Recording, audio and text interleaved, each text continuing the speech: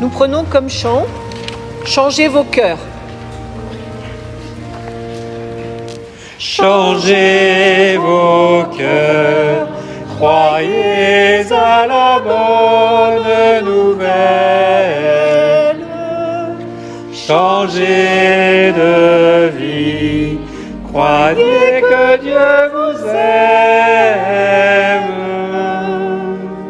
Je ne viens pas pour condamner le monde, je viens pour que le monde soit sauvé. Changez vos cœurs, croyez à la bonne nouvelle. Changez de vie, croyez que Dieu vous aime. Je ne viens pas pour juger les personnes, je viens pour leur donner la vie de Dieu.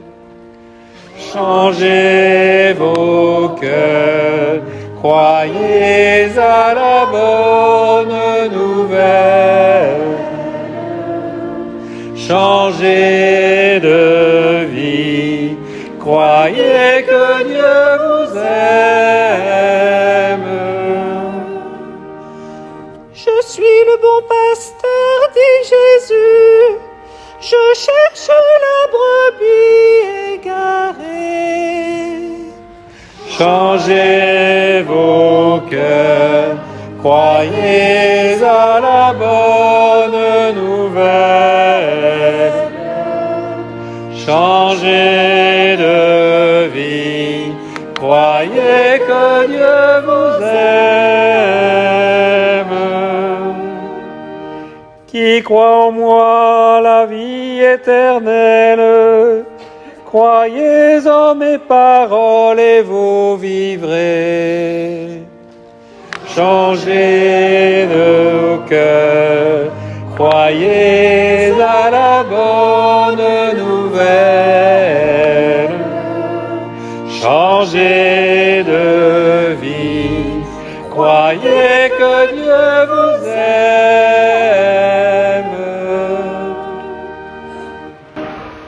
Asseyez-vous.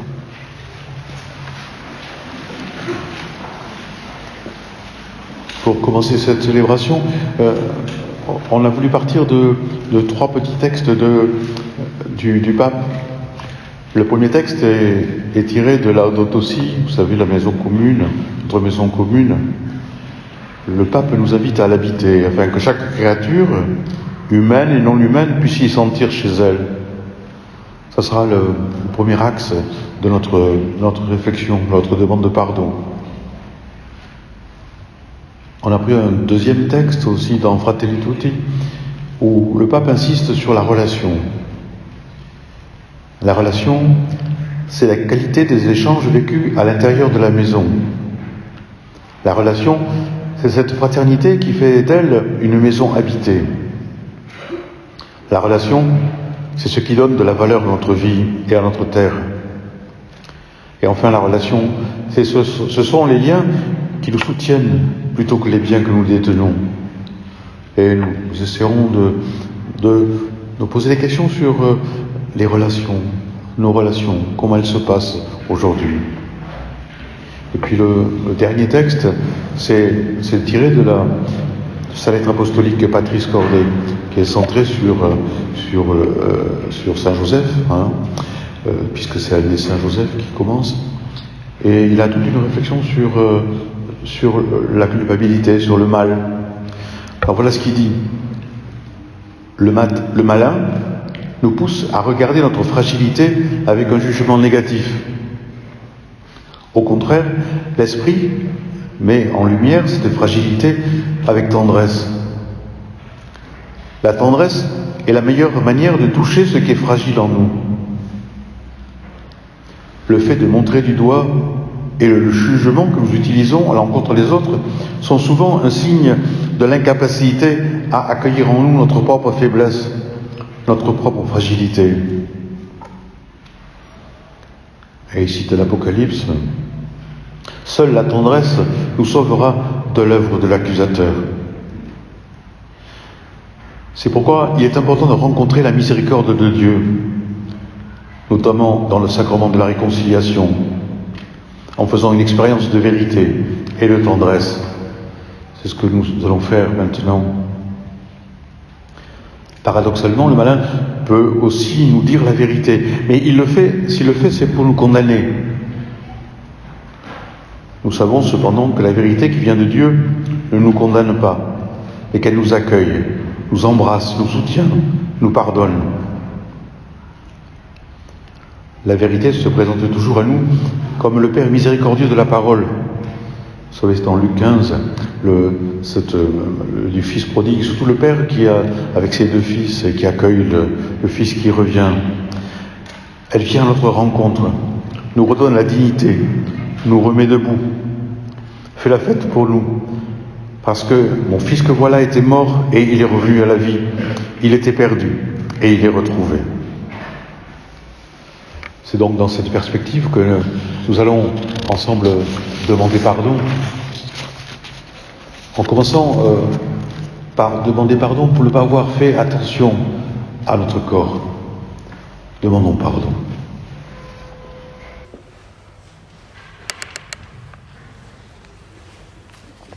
Je ne l'ai pas fait assez bouger.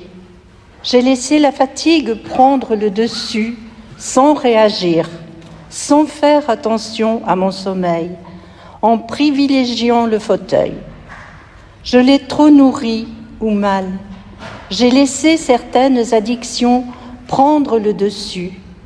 J'ai multiplié les excuses pour ne pas lui laisser une place respectable. J'ai négligé de le protéger avec suffisamment de soin.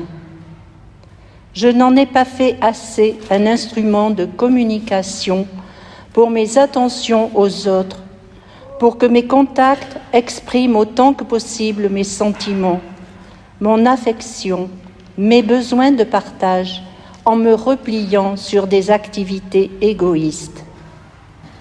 J'ai privilégié son aspect extérieur au point de négliger son développement harmonieux, sans reconnaître en lui un moyen privilégié de partage et d'échange, en faisant comme si mon enrichissement intellectuel et spirituel n'avait pas besoin de lui pour se réaliser.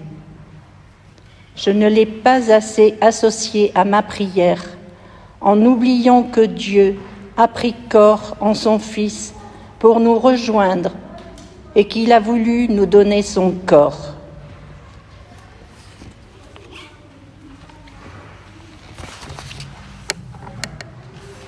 Dieu, aide-moi à écouter l'Esprit Saint qui a fait sa demeure en mon corps.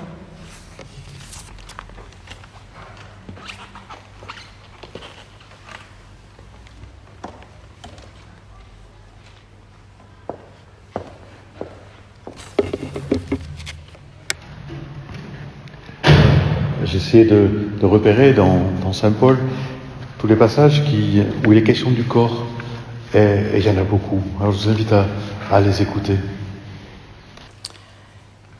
Et si l'esprit de celui qui a ressuscité Jésus d'entre les morts habite en vous, celui qui a ressuscité Jésus d'entre les morts donnera aussi la vie à vos corps mortels par son esprit qui habite en vous. Ne le savez-vous pas ? Votre corps est le temple de l'Esprit Saint qui est en vous et que vous avez reçu de Dieu. Vous ne vous appartenez plus à vous-même, car le Seigneur a payé le prix de votre rachat. Rendez gloire dans votre corps à Dieu. L'un de vous peut demander « Comment les morts ressuscitent-ils ? Avec quelle sorte de corps reviennent-ils ? Réfléchis donc. Quand tu sèmes une graine, elle ne peut pas donner vie sans mourir d'abord. Et tu ne sèmes pas le corps de la plante qui va pousser. Tu sèmes une graine toute nue, du blé ou autre chose. Et Dieu lui donne un corps comme il le veut. À chaque semence, un corps particulier. Les espèces de chair sont différentes. Il y a celle des hommes, celle des bestiaux, celle des oiseaux, celle des poissons. Il y a des corps célestes et des corps terrestres. Mais autre est l'éclat des célestes, autre celui des terrestres. Il y a l'éclat du soleil, celui de la lune, celui des étoiles. Et les étoiles ont les unes et les autres un éclat différent. Il en sera de même quand les morts ressusciteront. Ce qui est semé dans la terre est périssable. Ce qui ressuscite est impérissable. Ce qui est semé n'a plus de valeur. Ce qui ressuscite est plein de gloire. Ce qui est semé est faible. Ce qui ressuscite est puissant. Ce qui est semé est un corps humain. Ce qui ressuscite est un corps spirituel. Puisqu'il existe un corps humain, il existe aussi un corps spirituel. Partout et toujours, nous subissons dans notre corps la mort de Jésus, afin que la vie de Jésus, elle aussi, soit manifestée dans notre corps. En effet, nous les vivants, nous sommes continuellement livrés à la mort, à Jésus, afin que la vie de Jésus, elle aussi, soit manifestée dans notre existence mortelle. Ainsi la mort, son œuvre en nous, et la vie en nous.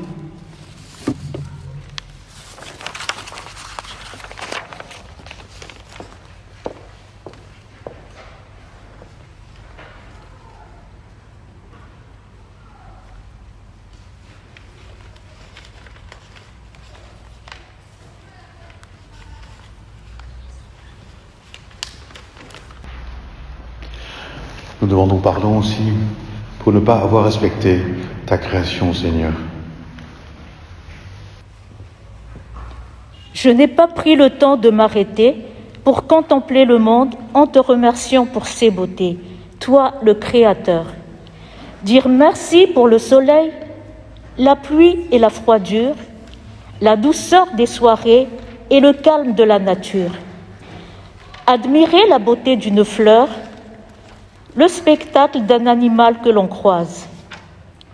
Pardon de m'être senti étranger à ce monde, d'avoir prétendu lui être supérieur ou simplement à mon service, de l'avoir utilisé sans reconnaître que j'en faisais partie et que c'est de lui que me vient la vie. Ta vie, Seigneur. C'est en lui que tu as laissé les traces de ton passage. Je lui ai manqué de respect par mon gaspillage, en le souillant de mes déchets, en prenant pour excuse ma petitesse pour ne pas faire pour elle les quelques gestes qui sont à mon niveau. Dieu, aide-moi à prendre soin des merveilles que tu m'offres chaque jour.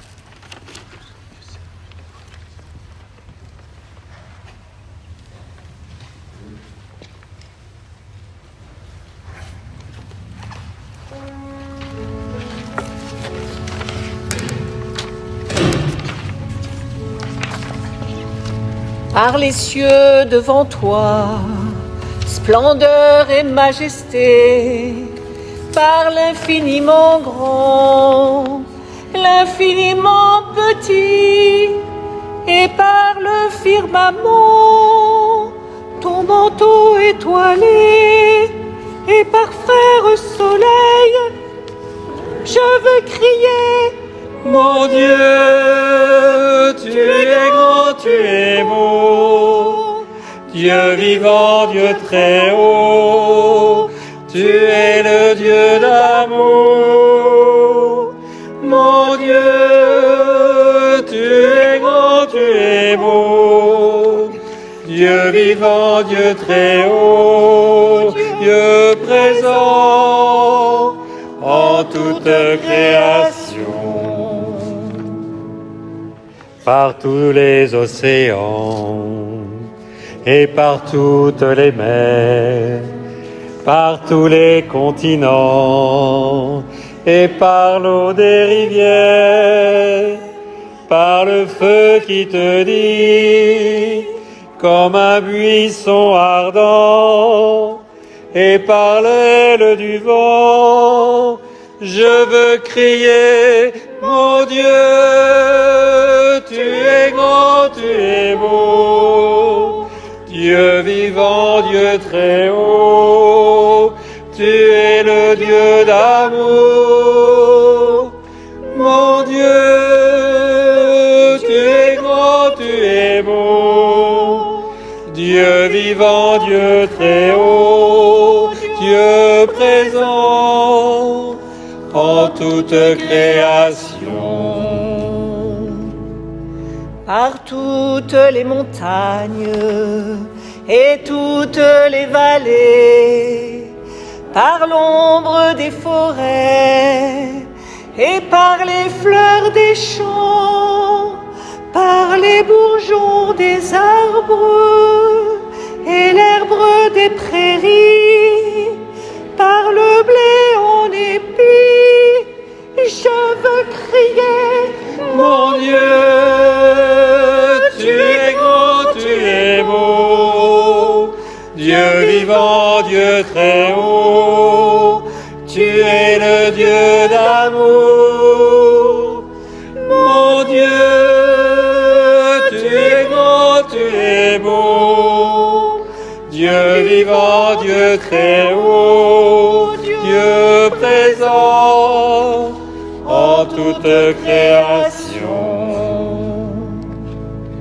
Par tous les animaux de la terre et de l'eau, par le chant des oiseaux, par le chant de la vie, par l'homme que tu fis, juste moins grand que toi, et par tous ces enfants, je veux crier, mon Dieu, tu es grand, tu es beau, Dieu vivant, Dieu très haut, tu es le Dieu d'amour.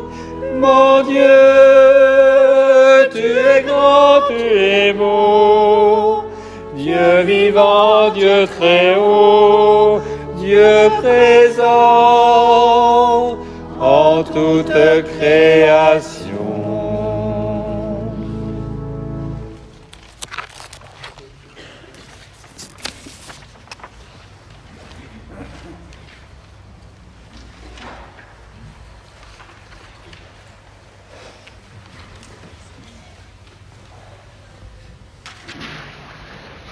Le dernier couplet nous invite à chanter par cette main tendue qui invite à la danse, par ce baiser jailli de l'élan d'espérance, par ce regard d'amour qui révèle et réchauffe, par le vin, par le pain et le vin, je veux crier mon Dieu. C'est la troisième temps de pardon, pardon pour nos fautes dans nos relations.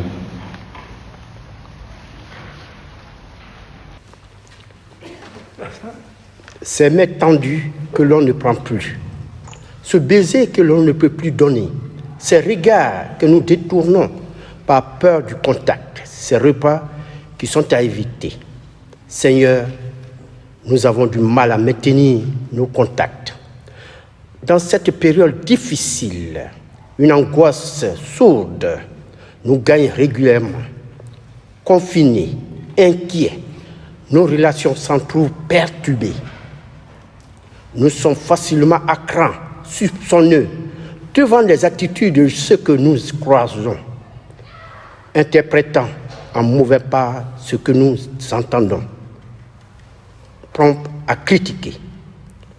Nous aurons bien besoin pourtant de marques d'amour, de douceur, de mansuétude, de bienveillance, de gestes de solidarité, tant nous sommes dans le même bateau.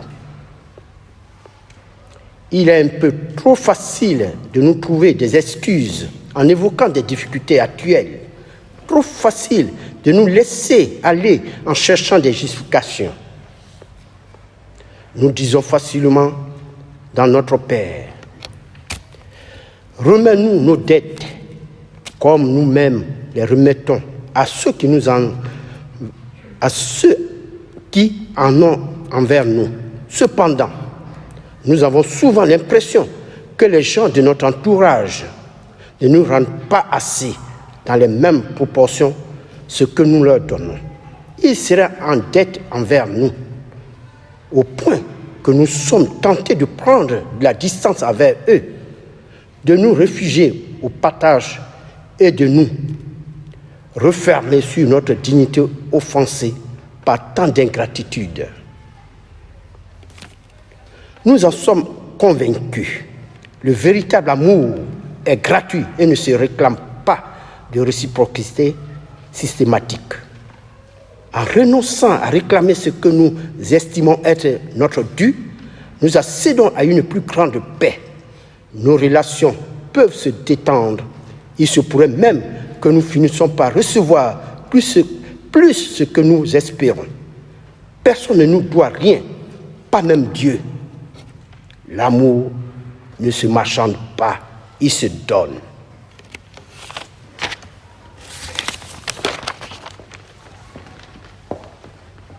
Dieu, apprends-nous la gratuité à l'image de ton amour.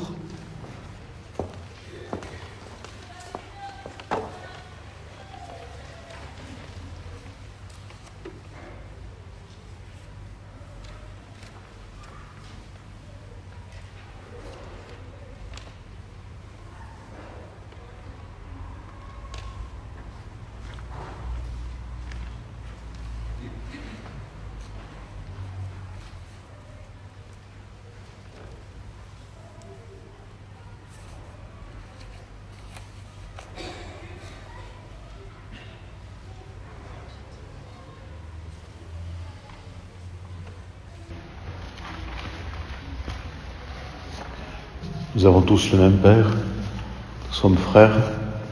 C'est ça qui doit guider nos relations, les relations que nous entretenons les uns avec les autres. Alors je vous invite à vous lever et ensemble nous tournons vers le Père avec confiance, en lui demandant de nous aider à pardonner comme il nous pardonne. Notre Père, qui es aux cieux, que ton nom soit sanctifié, que ton règne vienne, que ta volonté soit faite sur la terre comme au ciel. Donne-nous aujourd'hui notre pain de ce jour. Pardonne-nous nos offenses, comme nous pardonnons aussi à ceux qui nous ont offensés. Et ne nous laisse pas entrer en tentation, mais délivre-nous du mal, car c'est à toi qu'appartiennent le règne, la puissance et la gloire pour les siècles des siècles. Amen. Asseyez-vous.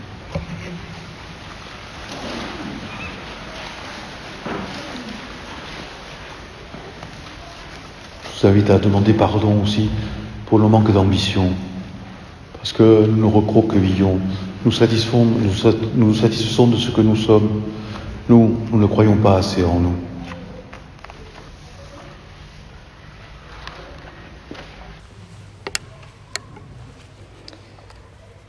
Nous ne manquons pas d'ambition quand il s'agit d'avoir toujours plus, de gagner davantage, de nous imposer face aux autres. Nous nous fatiguons bien plus vite quand il s'agit d'introduire des changements dans nos vies. Certes, il nous est impossible de nous transformer en un éclair. Nous pouvons par contre, avec un peu de constance, progresser régulièrement, mais cela demande de la persévérance. Nous ne croyons pas assez en nous, ou, plus sûrement, nous reculons devant les efforts qu'il faudrait faire pour entreprendre des progrès réels. Nous sommes pris dans des bouffées d'enthousiasme qui nous font croire un moment que nous pouvons devenir meilleurs, et puis nous retombons dans la morosité. La route est longue, difficile à emprunter sur le long terme, pleine de rebondissements, où alternent les avancées, les reculs et surtout les longues périodes de stagnation où l'avenir semble bouché. Saint Paul, pourtant, nous invite à croire en nous. L'espace ouvert devant nous est infini.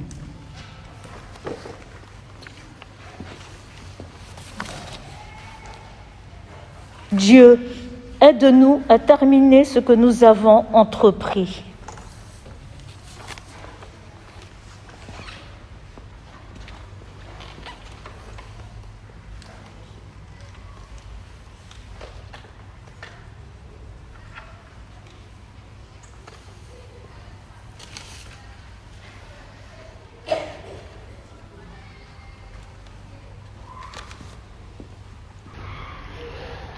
Saint Paul, dans la première aux Corinthiens, nous invite à croire en nous, à être fiers de ce que nous sommes, à ne pas nous rabaisser.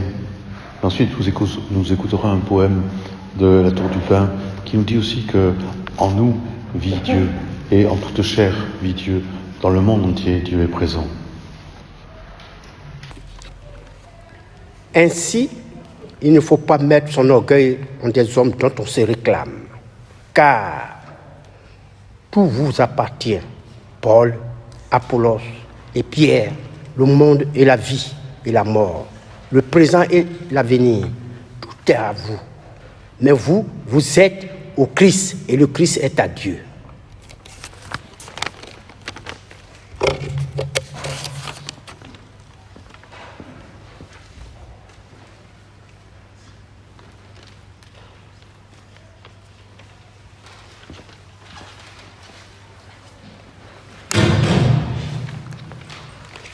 En toute vie, le silence, dit Dieu. Tout ce qui est tressaille d'être à lui.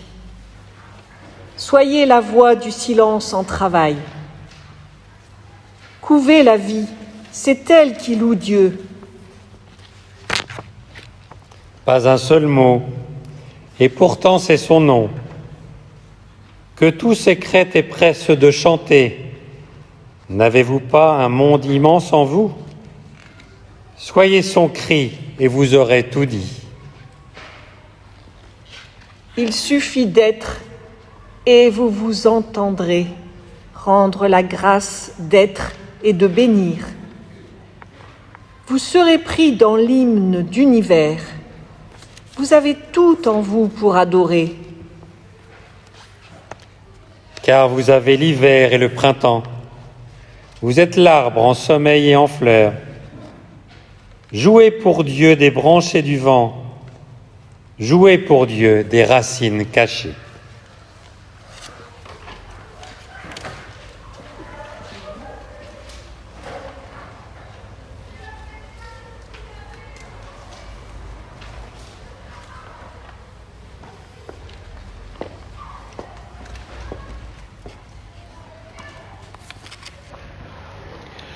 Nous demandons aussi pardon pour le manque de foi dans l'Église.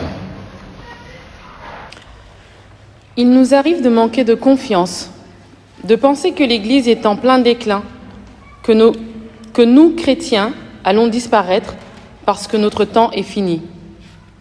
Nous sommes prompts à critiquer les chrétiens qui ne croient pas comme nous, les prêtres, les évêques, le pape même. Nous faisons comme si nous n'étions pas l'Église, comme si elle n'était pas notre mère, comme si nous n'étions pas en partie responsables de ses difficultés et du fait qu'elle soit rejetée par beaucoup. Comment pouvons-nous prétendre d'être des témoins vivants, fiers de leur foi, heureux de ce que nous vivons en l'Église, préoccupés de partager la bonne nouvelle de Jésus-Christ sans aller vers nos prochains? Au lieu de nous crisper sur ses défauts, comment sommes-nous attentifs à ce qui est beau dans notre Église? Non par un optimiste béat, mais pour y détecter les germes de vie, ce qui y grandit, afin de nous y investir. Des gens autour de nous sont avides de découvrir ces richesses. Ils attendent que nous leur parlions, que nous les invitions. Sortons de nos pratiques étriquées, Osons rejoindre les attentes de nos frères.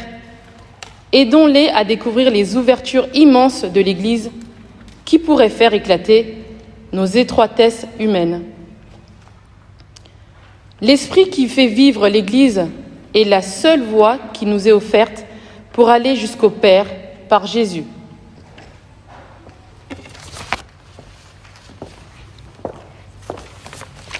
Dieu, aide-nous à être tes disciples missionnaires.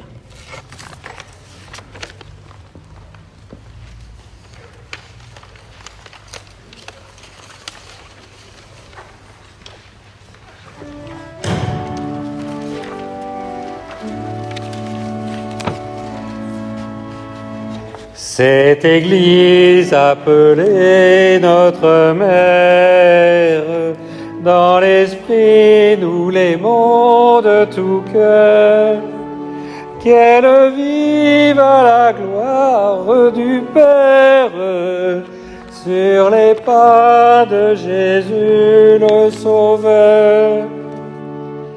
Une Église avec la joie du vivre ensemble, une Église où tout croyant peut respirer, osant dire ce qu'il aime et ce qu'il pense, une Église au fort accent de liberté.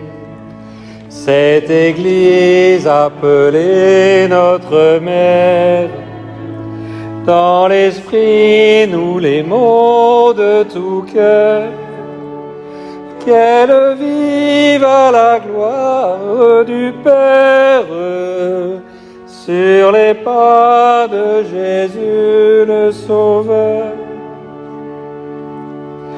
Une Église où le silence est une écoute, une Église où l'Évangile ouvre un chemin, quand le ciel est aussi noir que notre doute, une Église qui pardonne et qui soutient.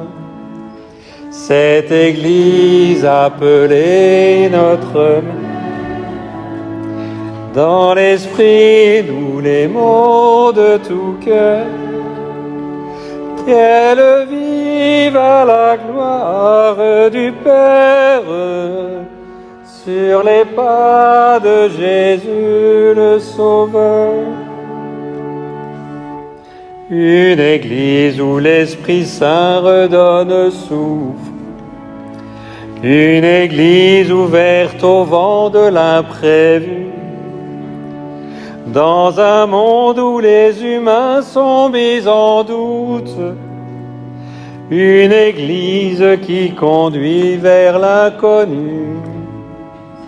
Cette Église appelée notre Mère, dans l'Esprit nous l'aimons de tout cœur, qu'elle vive à la gloire du Père, sur les pas de Jésus le Sauveur.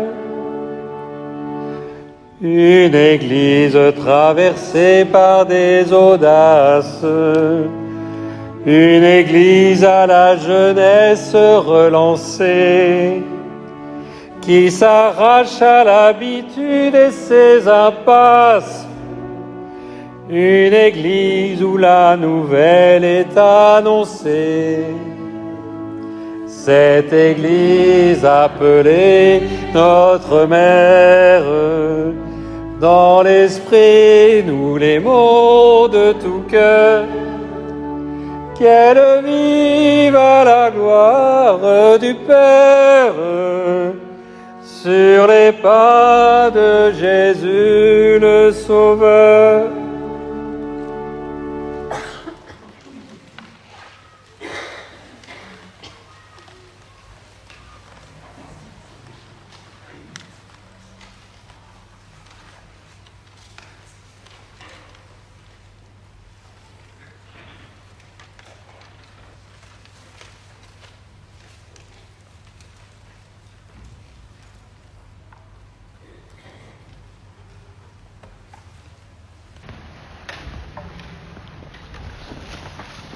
Nous demandons pardon enfin pour les oubliés, ceux que nous ignorons, ceux que nous ne voyons pas.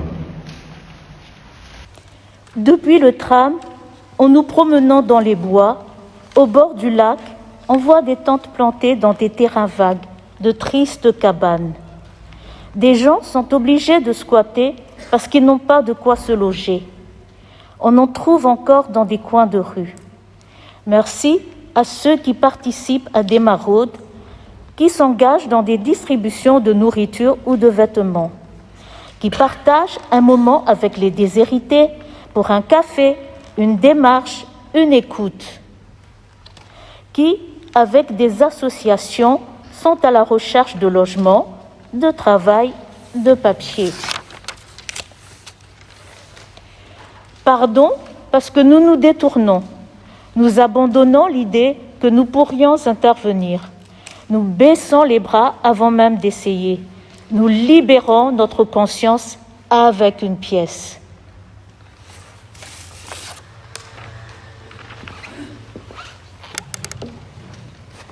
Dieu, aide-nous à ne pas désespérer, à trouver des moyens à notre portée pour faire diminuer la misère dans le monde et d'abord autour de nous.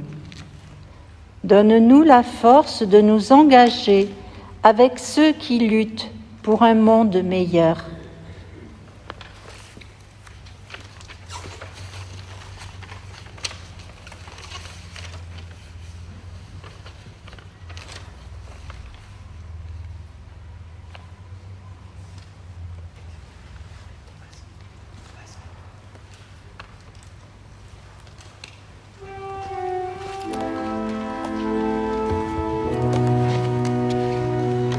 Ouvre mes yeux, Seigneur, aux merveilles de ton amour. Je suis l'aveugle sur le chemin. Guéris-moi, je veux te voir. Ouvre mes mains, Seigneur, qui se ferme pour tout garder, le pauvre a faim devant ma maison. Apprends-moi à partager. Fais que je marche, Seigneur, aussi dur que soit le chemin. Je veux te suivre jusqu'à la croix. Viens me prendre par la main. Fais que j'entende, Seigneur, tous mes frères qui crient vers moi, à leur souffrance et à leurs appels, que mon cœur ne soit pas sourd. Garde ma foi, Seigneur, tant de voix proclament ta mort. Quand vient le soir et le poids du jour, ô Seigneur, reste avec moi.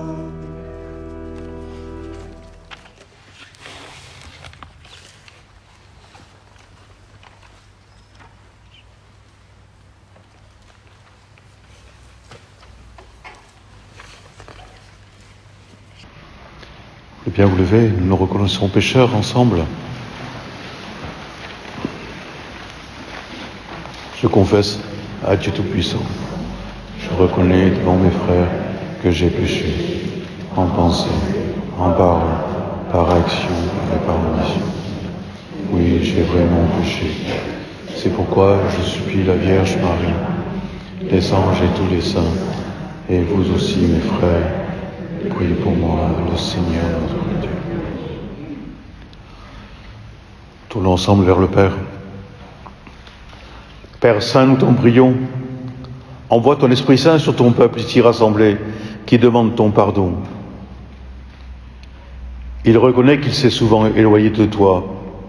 Et il a besoin de la force de cet esprit pour se reconstruire et pour marcher d'un pas plus assuré sur les routes que Jésus-Christ nous a ouvertes. Renouvelés par ton esprit, nous pourrons accueillir ton pardon d'un cœur sincère et demeurer fidèles à ta parole, toi qui vis et règnes pour les siècles des siècles.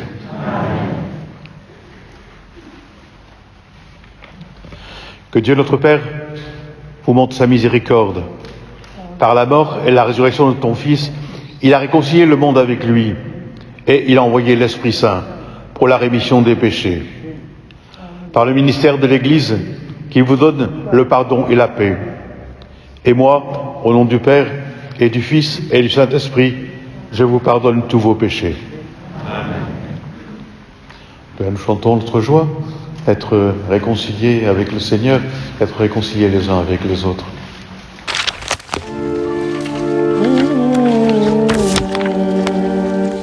Mets ta joie dans le Seigneur, compte sur lui et tu verras. Il agira et t'accordera plus que les désirs de ton cœur. Remets ta vie dans les mains du Seigneur, compte sur lui, il agira. Grâce à son amour, ta foi apparaîtra comme un soleil en plein jour. Mets ta joie dans le Seigneur, compte sur lui et tu verras.